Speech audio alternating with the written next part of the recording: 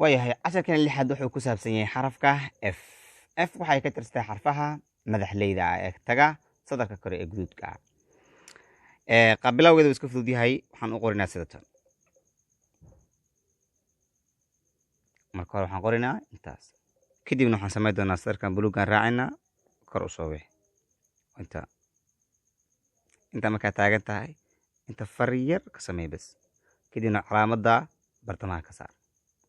waxaan isleeyahay waa exampleka ugu fudud ee lagu fahmi karay. buluugga raac saandhe wax yar kor u bix, guduudka raac wax yar hoos usoo jeedi bas, bartamaha ka saar.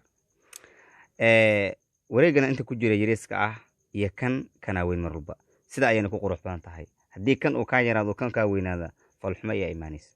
marka waxaan leenahay sida tan.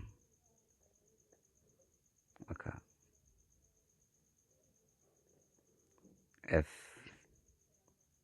calaamadane bartamaha ka saar. f